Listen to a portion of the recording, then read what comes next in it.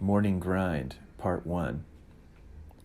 Robin woke with the alarm, stupefied from sleep but not remotely rested. Glancing furtively at the slumbering mounds to his right, he lunged to stifle the cooing cell phone before it stirred them. These pre-dawn moments were lifelines, to be jealously protected for the fleeting reflections they might yield before vaporizing into the white noise of the day. His son, an alabaster cherub nestled against mother's handsome bosom, breathed shallowly. The sight, familiar yet still astonishing, filled his heart with a primordial warmth struggling to coexist with his claustrophobia.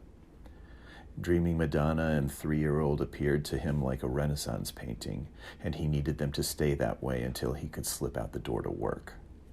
Burglar-like, he extricated himself from the bed and crept to the bathroom without incident. Shutting the door gingerly behind him to mask the noise, he clattered toward his toothbrush as waves of anxiety began pulsing against his rib cage. Glassy pupils dilated in the mirror, seeming to shrink and expand in rhythm with the pulsations. Ingrate. God showers gifts on you like a Black Friday sale, and you want to turn them back in his face. What you gonna do? Ditch him?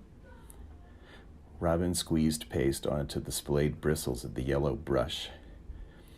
Escape is all you know. But escape to what? The next prison? Fucking hermit crab. The prison is on your back wherever you go. This long unsolved puzzler had worn him down. The barking in his head had lost some bite over the years, but the refrain was stuck in autoplay.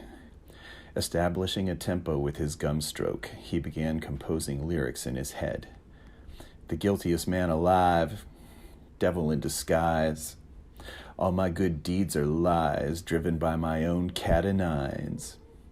Not bad, he thought, spearing an eternally damp blue rag from the towel rack. His eyes bore back into the mirror as he dabbed at his mouth. Everyone thinks you're so sweet. They know you'll take a bullet, but wounds fester, rot from the inside. He lathered his face and began the ritual morning scrape, drawing lurid droplets of blood from random crags in the jowl. Hard not to cut yourself, he thought, pushing a scrap of toilet paper onto the wound. No one hid cuts and bruises better than Robin. Master illusionist, seppuku fetishist. I'll fillet myself in front of everyone and they'll never see the blood. Suddenly, the bathroom door burst open. "Daddy!" cried a gleeful, piercing voice. Pivoting, he greeted the impish hooligan who had hijacked his heart and revoked his narcissism. "Good morning, buddy," he responded brightly. "Did you have a good sleep?" "Yes, Daddy. I have to poop and pee." "Well, okay then," he replied, hoisting the toddler onto the toilet. "Let's get to it." Sitting on the edge of the tub, he marveled at his desensitization to his son's bodily functions. Might as well be my own. The boy, so pristine, sharp, trusting, deserved every sacrifice he could muster, unlike the assorted, undeserving recipients he'd given himself away to in the past. Oh, the legions he'd helped, even those who hadn't asked. The sympathy he'd bestowed upon the selfish, the usurious, the ungrateful. Sleight of hand, channel your heart into the void. Waste yourself and feel noble about it. How perverse. "Daddy, will you play buildings with me?" "Just for a minute, buddy. Daddy has to go to work." "I don't want you to go. Your bosses are mean." "Well, sometimes," he smirked. After wiping up in the bathroom, the pair adjourned to the den, together carefully dumping out a plastic bag of brightly colored Lego building blocks. "Don't wake up Mommy," Robin whispered conspiratorially, making a game of the mandatory silence. He keyed in as well as he could while Buddy stacked the blocks in daring, imaginative patterns. Be present, he chided himself. This curious character, this gnome, had opened lanes of selflessness in Robin he hadn't known existed. All of his inappropriate generosity now had a worthy target. Why is it so hard to hang with this? What am I resisting? Brightly colored plastic buildings sprouted on the carpet to a soundtrack of rapturous squeals. "Shh," he warned, more sharply this time. "Your mother's sleeping." "I want to play the boom boom." It's too early, buddy. We can't wake everybody up. Maddie was a late riser. This left Robin with double duty for the early shift, engaged the child while preparing to scramble out the door. It seemed unfair, but he was a people pleaser. Besides, if she were up, she'd slow him down. Once awake, she would devote herself to Buddy. Together, they were somehow doing something right. Their son was blossoming like a flower. After laying out cereal and juice, Robin assembled his shoulder bag, trying to remember where he'd parked. Okay, buddy, I'll get home soon as I can and we'll play some more. I love you. He kissed the boy warmly on the head and slipped out. Robin limped down the stoop into the Brooklyn street like a ruined athlete. He still sensed the underlying suppleness of his youth, a lithe core enwrapped in a band of sausage-like cortisol-induced belly fat. He still believed he could shed it, if only he could center himself. How do you center in a typhoon? Some guys would bail and head for calmer waters, but not me. Am I a saint or a sucker? He scoured a 2-block perimeter in search of his car. The growing frequency of these car searches disturbed him, as if sections of memory tape were being erased from his cranium. He waved the key over his head, pressing the lock button repeatedly until a clipped staccato horn sounded from around the corner. Spurred by lateness, he began to trot. Move it, son of a bitch. There'll be hell to pay. How had this routine come to pass? He'd once been the center of a vibrant community of his own creation, the hub of a wheel of art. He had lived off the grid in the heart of New York, the biggest, baddest city of all. Eking by financially, he had felt richer than Croesus. It wasn't enough. I walked away. Asshole. Reaching the VW Jetta, he fumbled with his keys, tossing the bag into the passenger seat while simultaneously groping for the ignition. I proved myself. I brought my dream to life but didn't make it stick. Couldn't accept yes for an answer. Never quite believed I deserved it. Instead, he was on his way to New Jersey with no one to blame but himself. It wasn't Maddie's fault. It wasn't his ex's fault either. And it certainly wasn't Buddy's.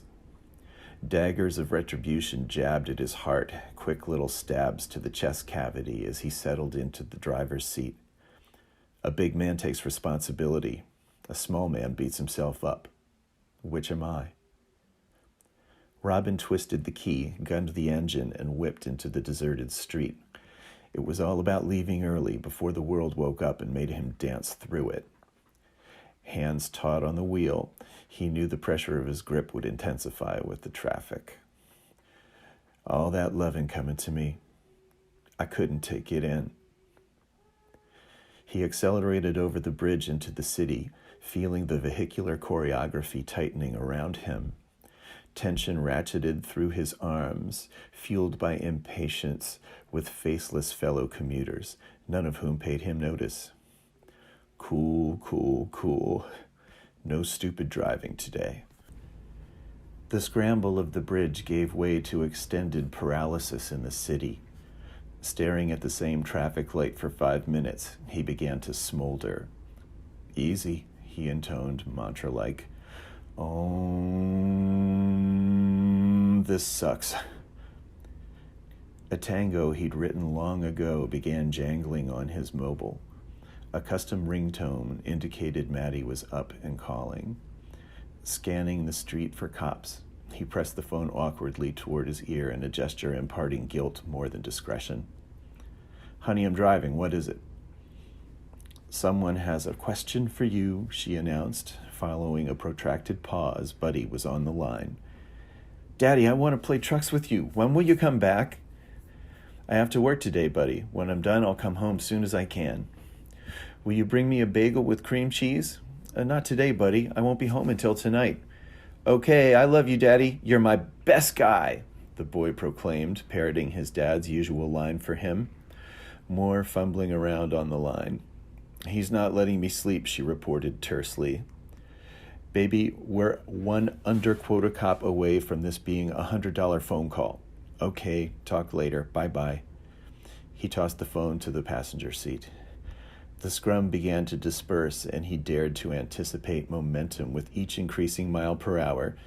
Traffic got up to about 15 before the avenue slammed back into stasis. Seeking a plane of mental peace, he tried to float above it all. Fuck me, he bellowed to an audience of none. Aware of the ridiculousness of the outburst, he was grateful for the privacy of his vehicle. They'll keep me here till night. I'll get home when Buddy's asleep, stressed out, wiped out, too tired to play, too tired to fuck. No room for me in my own life. In years past, his life had had room for little other than him. Robin had always given freely, but even that was about him. He was generous but strategic. Every choice fed into the tapestry of his creative self-portrait, a seemingly never-ending work in progress. He'd never imagined himself frozen into the glacial rush-hour death crawl across Houston Street. He used to skip on foot between these cars on his way to the Greek coffee shop every morning. Now, he had been sucked into the Legion conducting the business of the damned.